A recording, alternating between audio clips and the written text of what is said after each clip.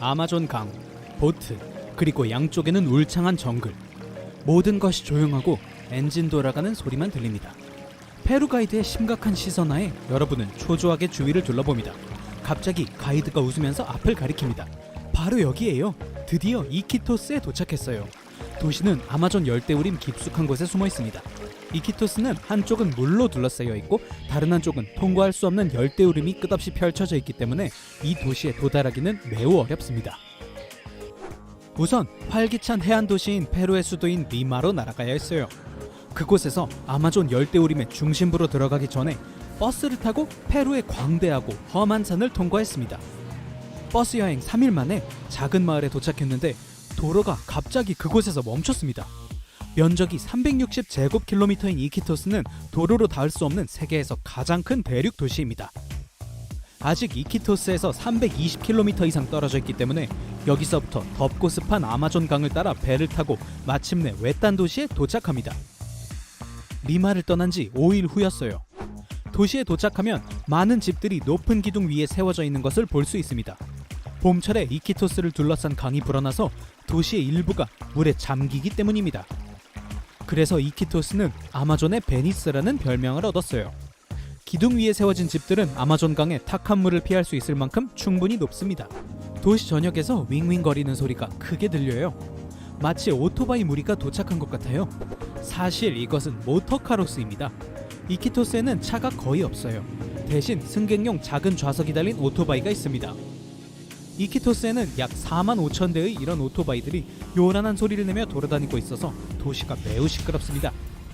가장 외딴 곳으로의 여행이 막 시작되었고 여러분은 노르웨이로 향하고 수도인 오슬로에 도착합니다. 즉시 다른 비행기로 갈아탑니다. 3시간의 비행 후 세계 최북단 공공공항인 롱이어번 공항에 착륙합니다. 비행기에서 내리자 눈 덮인 산으로 둘러싸인 작고 화려한 색상의 마을이 보입니다. 이곳에서 북쪽으로 더 가면 더 이상 마을이 없어요. 롱이어번은 롱이어의 마을로 번역되는데 미국인 설립자이자 석탄 광부였던 존 롱이어의 이름을 딴 것입니다. 작은 마을의 해안을 따라 산책을 합니다. 물은 아름다운 푸른 크리스털 같아요. 한번 시험삼아 발가락을 담가보기로 합니다. 아우, 차가워. 좋은 생각이 아니었어요. 이 물의 평균 온도는 0도로 얼음처럼 차갑습니다. 멀리 희뿌연 털복숭이 동물이 보여요. 북극곰이에요. 사실 북극곰 물이에요. 롱이어번은 북극곰이 사람보다 더 많은 것으로 유명합니다. 북극곰 약 3,000마리가 이 지역에 살고 있는 반면 인구는 2,300명에 불과하죠. 마침내 해가 집니다. 담요를 들고 북극광의 멋진 경치를 보기 위해 편히 앉습니다. 이제 이집트의 거대한 모래바다를 가로질러 타는 듯한 더위에서 걷고 있다고 상상해보세요. 몇 킬로미터, 몇 시간, 심지어 며칠을 걸었어요. 물, 녹지대, 휴식처 등을 꿈꾸다가 갑자기 올리브숲, 야자수, 신선한 물줄기가 우거진 작은 정착촌을 보게 됩니다. 더위로 인한 신기루가 아니에요. 시와 오아시스는 23,000명의 사람들이 사는 이집트의 도시이자 자연의 기적입니다. 이집트의 수도 카이로로 비행기를 타고 간 후에 사막을 가로지르는 길고 적막한 버스 여행을 떠나게 됩니다. 마침내 모래밭에서 푸른 잎이 보이기 시작하면 시와 오아시스에 도달한 거예요. 시원한 샘물에서 기분 전환을 한 뒤 도시를 더 자세히 둘러보고 고대 유적을 발견하게 됩니다. 이 도시는 기원전 만년부터 존재해왔고 많은 역사적 유물이 오늘날에도 여전히 그곳에서 발견됩니다. 폐허 사이에서 새 건물들이 눈에 띄입니다. 이곳은 오늘날 시위족이 살고 있는 곳입니다. 이집트인들의 친근하고 독특한 공동체인 시위족과 함께 시간을 보냅니다. 그들이 도시에 대해 여러분에게 모든 걸 말해줍니다. 시와 오아시스는 사하라 사막 한가운데 위치해 있으며 혹독한 기후 덕분에 세계에서 가장 외딴 도시 중 하나입니다. 공기가 얼마나 건조하고 햇볕이 얼마나 따갑게 느껴지는지 알 수 있을 거예요. 최고 48도에 이르는 더위는 시와 오아시스를 살기 힘든 곳으로 만듭니다. 좀 더 균형 잡힌 기후로 여행해볼까요? 북동쪽으로 가서 러시아의 수도인 모스크바에 도착합니다. 거기서 다시 동쪽으로 비행기를 타고 모스크바보다 알래스카에 더 가까워질 때까지 러시아를 횡단합니다. 이제 페트로파블롭스크라는 도시에 도착했는데 이 도시 이름은 피터와 폴의 도시라는 뜻입니다. 가장 먼저 보는 것은 다른 세계와 이 도시를 단절시키는 도시를 둘러싼 거대한 산들입니다. 이 산들은 사실 화산입니다. 극동 러시아 지역에는 29개의 활화산을 포함해 300개 이상의 화산이 있어요. 이 화산들 때문에 페트로파블롭스크에 이르는 도로는 불가능합니다. 도시는 보급품을 들여오기 위해 항공편과 보트에 의존합니다. 화산에서 눈을 돌려 반짝이는 푸른 바다를 바라봅니다. 물이 좋아 보여서 바다사자 무리가 모래에서 일광욕을 하고 있는 해변으로 내려갑니다. 페트로파블롭스크는 믿을 수 없을 정도로 다양한 야생동물의 서식처입니다. 해안에서 물 밖으로 튀어나온 고래 지느러미를 볼 수 있습니다. 마을의 다양한 풍경을 탐험합니다. 도시의 스키 리조트 중 한 곳에 가서 슬로프에서 하루를 보냅니다.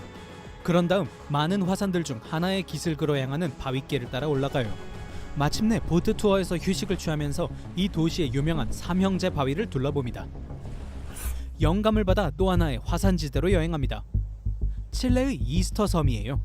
섬에는 항구가 없고 이 외딴 섬으로 가는 항공사는 한 곳뿐이라서 하루 종일 칠레 산티아고로 여행합니다. 그런 다음 이스터 섬으로 가는 작은 비행기를 탑니다. 황량한 섬의 높은 절벽을 따라 걷다 보면 섬의 유명한 기념물을 발견하게 됩니다. 거대하고 신비로운 인간의 머리 조각상들이죠. 조각상은 모아이라고 불리는데 약 800년 전에 지역 사람들에 의해 조각되었습니다. 발밑의 땅을 살펴봅니다. 매우 건조해요. 이스터 섬은 3개의 고대 화산으로 이루어져 있습니다. 화산 토양 때문에 농작물이나 식물을 재배하는 것이 매우 어렵습니다. 많은 나무들이 석비를 위한 길을 내기 위해 수백 년 전에 베어졌고 섬은 오늘날 텅 빈 모습을 하고 있습니다. 배를 타고 이스터 섬에서 서쪽으로 1700km 떨어진 곳으로 갑니다. 태평양에 떠있는 작은 녹색 땅에 도착합니다. 핏케언 섬이에요. 이 섬이 바운티호의 반란에서 주요한 역할을 했다는 것을 기억할지도 몰라요. 보트에서 내려와 43명의 주민이 살고 있는 섬의 중심인 아담스타운에 가기 위한 여정을 시작합니다. 아담스타운에 도달하기 위해서 섬 정상까지 61m나 되는 가파르고 바위투성이의 힐 오브 디피컬티를 오릅니다. 드디어 이곳에 도착했으니 다양하고 독특한 이 땅의 자연을 탐험할 수 있습니다. 핏케언 섬은 세계에서 가장 큰 해양 보호구역이 있는 곳입니다.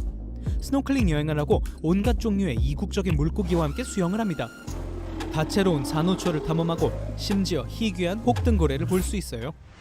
올드 와일드 웨스트의 전성기를 꿈꾸며 애리조나주 수파이로 여행을 가기로 결심합니다. 이 아메리카 원주민 정착지와 과거의 흔적을 찾으려면 미국의 유명한 66번 도로를 따라 운전해야 합니다. 멀리 인적이 드문 외진 곳에 멈춰서면 사방으로 보이는 것은 사막뿐입니다. 그러고 나서 13km의 길을 따라 걸으면 수파이에 도착합니다. 거의 915m 깊이의 그랜드 캐니언으로 내려갑니다. 그곳에서 협곡의 절벽 위로 쏟아지는 놀라운 폭포를 우연히 발견하게 됩니다. 이곳은 하바수 폭포입니다. 선명한 청록색물로 유명한 관광지예요. 1.6km를 더 걷고 나서 마침내 수파이에 도착했어요.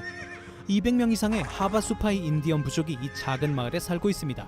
이곳은 종종 미국에서 가장 외딴 마을로 불립니다.